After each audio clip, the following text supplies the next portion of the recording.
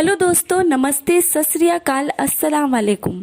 स्वागत है आपका हमारे चैनल सिनेमा ग्राफिक्स में। आज मैं रिसेंटली रिलीज हुई south Korea zombie film alive की स्टोरी को एक्सप्लेन करूंगी। इस फिल्म को डायरेक्ट किया है चोंग हिंग ने। इन्होंने ही इसकी स्क्रीन प्ले लिखा है मैट नाइलर के साथ। फिल्म की कहानी साउथ कोरिया के एक सिटी में स्टार्ट होती है जहां जून वू नाम का एक लड़का एक अपार्टमेंट में अपने पेरेंट्स और सिस्टर के साथ रहता है। ये एक सीरियस ऑनलाइन वीडियो गेमर है जिसका एक स्टूडियो भी है। फिल्म के स्टार्टिंग में जून अपने बेड पर उठता है। उसे उसकी मॉम की एक नोट मिलती है जिसमें लिखा था कि कुछ काम के लिए बाहर जा रही है वो। जून फ्रेश होके अपने लाइव स्ट्रीम करता है, तभी उसके फॉलोवर्स उसे शॉक में टीवी ऑन करने के लिए कहते हैं। टीवी में इमरजेंसी न्यूज़ ब्रॉडकास्ट हो रहा था जिसमें कहा जा रहा था कि सिटी के लोग अजीब से बिहेव कर रहे हैं, एक दूसरे को काट खा रहे हैं, बिना प्रोवोकेशन के एक दूसरे पर हमला कर रहे हैं। वो अपने होश में नहीं है, इसलिए सिटीजन सावधान रहे। जून को अपार्टमेंट के बाहर लाउड आवाजें सुनाई देती हैं। देखने पर लोग तेजी से घबराहट में भाग रहे थे, एक दूसरे पर हमला कर रहे थे। बेसिकली ज़ॉम्बी वायरस अब जून के पड़ोस तक पहुंच गया था। तभी अचानक जून को अपने घर के मेन डोर के बाहर किसी के चिल्लाने की आवाज सुनाई देती है। वो डर डर के डोर को खोलने लगता है। जैसे ही वो डोर को हल्का सा खोलता है, उसका पड़ोसी जिसे वो अच्छी तरह से नहीं जानता था घर के अंदर आता है और पैनिक में कहता है, मेरा भाई ज़ॉम्बी बन गया है, मुझे यहाँ रहने दो। जून भी डरा हुआ था। वो उस पर बिलीव नहीं करता और उसे चाकू दिखाकर वहां से जाने के लिए भी कहता है। वो पड़ोसी उससे बैक करता रहता है। तभी उसकी आंखें लाल होने लगती हैं, वो अपना कंट्रोल खोने लगता है। वो अब ज़ॉम्बी बनकर जून पर हमला करने के लिए आता है। जून डर में उसे धक्के मारकर घर से बाहर निकालता है और बाहर जाते ही एक दूसरे बड़ा ज़ॉम्बी उस पड़ोसी पर हमला करके उसे खाने लगता है। ये ज़ॉम्बीज अब कैनिबलेशंस कर रहे थे, मतलब दूसरे ज़ॉम्बी को भी खा रहे थे। कुछ देर बाद जून को उसके पेरेंट्स का मैसेज आता है जिसमें वो कहता है कि वो सेफ है। उसके डैड उसे किसी भी हालत में जिंदा रहने के लिए कहते हैं, स्टे अलाइव। जून भी अब इसी मैसेज को अपनी फैमिली फोटो पर लगाता है। मोटिवेशन के लिए अब अपनी फूड को रेशन करता है जो कि बेहद कम था। अब अगले दिन जून अपने सोशल मीडिया अकाउंट में अपने अपार्टमेंट का एड्रेस लिखकर एक SOS मैसेज भेजता है। बाद में अपनी VR हेडसेट, मोबाइल और ड्रोन की मदद से आसपास की हालत को देखता है। कुछ देर बाद बोर होने के कारण वीडियो गेम खेलने बैठता है, पर वाईफाई डिस्कनेक्ट हो जाता है। रात को एक पुलिस ऑफिसर अपनी गन से ज़ॉम्बीज को मारते हुए भागने की कोशिश करती है, पर वो सक्सेसफुल नहीं हो पाती है। वो भी ज़ॉम्बीज का शिकार बन जाती है। जून अपनी बालकनी में खड़ा होकर सब कुछ देखता है। ऑफिसर की जान बचाने के लिए आवाज करके ज़ॉम्बीज को डिस्ट्रैक्ट करने जाता है, पर सफल नहीं हो पाता। ज़ॉम्बीज को अब जून के बारे में पता चलता है। वो बड़ा ज़ॉम्बी जिसने जून को पड़ोसी को मार डाला था, वो जून के डोर को तोड़ के अंदर आता है। जून किसी तरह से उसे चकमा देके उसी बालकनी से नीचे गिराता है जहां पर उस ऑफिसर की लोडेड गन वहीं जमीन पर पड़ी होती है। अब अगले दिन उसके घर में पानी भी खत्म हो जाता है। पीने के लिए पानी नहीं आता, पर घर में उसे डैड के ड्रिंक्स के बॉटल भरे पड़े थे। टीवी पर ज़ॉम्बीज पर नया न्यूज़ आता रहता है। अब वो अपने विंडोज़ को भी कवर करता है। डे 10। अब जून पूरा वीक हो गया था। अब वो रेडियो से न्यूज़ सुनने की कोशिश करता है, पर रेडियो FM स्टेशन के लिए 3.mm ऑडियो जैक की पिन उसके पास नहीं होता। अब लगातार 10 दिन तक पीने के कारण वो हेलुसिनेट करने लगता है। उसे लगता है उसकी फैमिली घर वापस आ गई है, उसकी मॉम उसे प्यार कर रही है। तभी उसके फ़ोन पर उसकी मॉम का वॉइस मैसेज आता है जिसमें उनकी आखिरी आवाज़ सुनाई देती है। उन पर भी ज़ॉम्बीज़ ने अटैक कर दिया था और वो भी अब ज़ॉम्बीज़ बन गए थे। जून को ये सब सुनकर उसकी होप टूट जाती है। वो गुस्से में गोल्फ स्टिक लेकर बाहर जाता है, सामने आए कुछ ज़ॉम्बीज़ को मारता है, पर जल्दी अकल आती है और निराश होकर वापस घर में आ जाता है। डे 20। अब गवर्नमेंट सिटी के बाहर बम्बार्डमेंट करके ज़ॉम्बीज़ को मार रही थी। जून की उम्मीद भी बिल्कुल टूट गई थी। वो अब सुसाइड करने लगता है। अभी उसके रूम में एक लेज़र की लाइट आती है और वो दीवार पर टंगी एक आइडियम को पॉइंट करती है जिसमें लिखा था, faith is the reality of what you want, it's proof of the invisible. इसका मतलब मैं एंड में समझाऊंगी, तो एंड तक जरूर देखिए।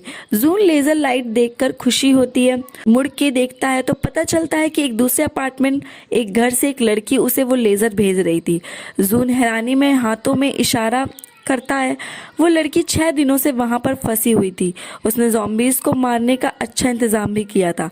अगले दिन वो लड़की जून को अपना नाम बताती है, किम योबिन। तभी उसके घर एक ज़ॉम्बी अटैक करने आता है, जिसे वो हैंड हेल्ड कुल्हाड़ी से मार डालती है। यहाँ पर योबिन जून के मुकाबले काफ़ी एग्रेसिव, मेंटली टफ और बोल्ड थी। यहाँ पर योबिन को मालूम पड़ता है कि जून की 8th फ्लोर खाली है, जो टॉप फ्लोर भी है, क्योंकि ज़ॉम्बीज़ आवाज़ सुनकर उसका पीछा करते हैं। इसलिए ये दोनों साइन लैंग्वेज और मोबाइल का स्क्रीन पर लिखकर बातें करने लगते हैं। अब योबिन एक बेसबॉल की रस्सी बांधकर जून के अपार्टमेंट की ओर फेंकने जाती है, ताकि दोनों के बीच डायरेक्ट फिजिकल कांटेक्ट हो सके और वो दोनों चीज़ों को एक दूसरे को भेज सके।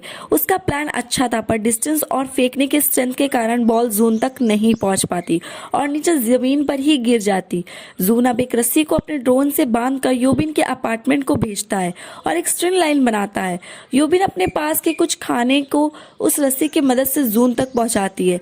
जब जून खाना खा रहा होता है, तभी नीचे एक ज़ॉम्बी का योबिन का बॉल मिलता है, जिसके सहारे वो उस अपार्टमेंट को चढ़ने लगता है।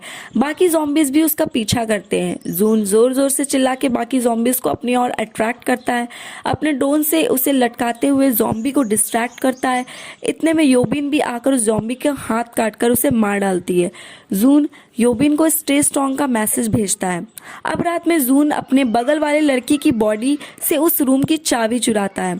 उस रूम में घुसता है, उसे वहाँ एक लेडी की लाश दिखाई देती है। वो चुपके से किचन में जाकर खाने पीने का सामान उठाता है। स्टोर रूम में उसे 2 वॉकी टॉकी मिलते हैं। उसे 3.5 mm ऑडियो जैक भी मिलता है। तभी उस लड़के के भाई को, जो ज़ॉम्बी बना था, वो घर पर कहीं से आकर जून पर हमला करने लगता है। जून जैसे तैसे अपने अपार्टमेंट में वापस आता है। उसे कुछ दिन के लिए ज़रूरी खाने का इंतज़ाम किया जाता है, तो योबिन के साथ शेयर करता है। वो एक वॉकी टॉकी को योबिन के भेजता है और दोनों पहली बार बात करते हैं। कुछ दिन बाद ज़ॉम्बीज एग्रेसिव हो जाते हैं। उन्हें भी खाना नहीं मिल रहा था, इसलिए वो योबिन के अपार्टमेंट में ही घूमने लगते हैं। ये दोनों डिसाइड करते हैं कि अब ज्यादा दिन वो लोग वहां नहीं रह सकते, उन्होंने रिस्क लेना ही होगा। योबिन कहती है जून की 8th फ्लोर बिल्कुल खाली है। एक रस्सी से नीचे आकर सीधा 8th फ्लोर तक जाने की बात करती है। जून भी अब हिम्मत करके रिस्क एक्सेप्ट करता है। पहले योबिन नीचे आती है। आते ही उस पर ज़ॉम्बीज हमला करने लगते हैं। वो अपने हैंड हेल्ड कुल्हाड़ी से सभी को आधा धुन मारने लगती है। उसके हाथ में उस पुलिस ऑफिसर की पिस्तौल भी लगती है, जिसे वो गोली चलाकर कुछ ज़ॉम्बीज को मार डालती है। ये सब देखकर जून को थोड़ा शॉक लगता है। वो भी नीचे आकर योबिन को मदद करता है। यहाँ पर बेहतरीन एक्शन दिखाया गया है ज़ॉम्बीज और इन दोनों के बीच की लड़ाई का। ये दोनों जैसे तैसे करके लिफ्ट तक जाते हैं और वहां से 8th फ्लोर तक। उनकी बैड लक, वहां पर पहले से ही ज़ॉम्बी था और बाद में बाकी ज़ॉम्बीज भी आकर इन पर हमला करने लगते हैं। दोनों फिर भागते हैं। योबिन को एक आदमी अपना डोर खोल के अंदर खींचता है और बाद में जून को भी रेस्क्यू करता है। अपेरेंटली ये आदमी 8th फ्लोर पर कई दिन से छुपा था और उसके पास खाना भी काफ़ी था। वो इन दोनों को खाना भी देता है, जिसमें उसने ड्रग्स मिलाया था, और कहता है कि गवर्नमेंट रेस्क्यू ऑपरेशन चला रही है। कुछ देर बाद ये दोनों सेमी बेहोश होते हैं और वो आदमी योबिन को अपने घर का एक रूम में डालता है, जहां उसकी ज़ॉम्बी पत्नी भूखी पड़ी थी। योबिन चिल्लाती है और उस ज़ॉम्बी से फाइट करने लगती है। जून योबिन की पिस्तौल को उस आदमी पर तान कर योबिन को बाहर निकालने के लिए कहता है, पर वो आदमी नहीं मानता। रूम में योबिन ज़ॉम्बी से लड़के एक उसके चेहरे के ऊपर एक बैग डालकर उसे रूम से बाहर निकालती है, जो सीधा आकर उस आदमी को ही काटती है और उसे भी इन्फेक्ट करती है। बाद में योबिन अपने पिस्तौल से उन दोनों को मार डालती है। योबिन को लगता है कि वो भी इन्फेक्ट हो चुकी है और कुछ ही मिनट्स में वो भी ज़ॉम्बीज बन जाएगी, इसलिए वो अपना गन जून को देकर उसे मारने के लिए कहती है। ये वीडियो गेमर के हाथ में असली गन आते ही हाथ कांपने लगते हैं और वो उसे मारने से इनकार कर देता है। इसी बीच गोली चलाने की आवाज़ सुनाई देती है। सभी भूखे ज़ॉम्बीज 8th फ्लोर की ओर दौड़ने लगते हैं। जून और योबिन को हेलीकॉप्टर की आवाज़ भी सुनाई देती है। वो दोनों अब रूफ की तरफ भागते हैं। ज़ॉम्बीज भी उनका पीछा करते हैं। एंड में रूफ पर जाते ही कुछ पल बाद मिलिट्री आकर इन दोनों को बचाती है और ज़ॉम्बीज को मार डालती है।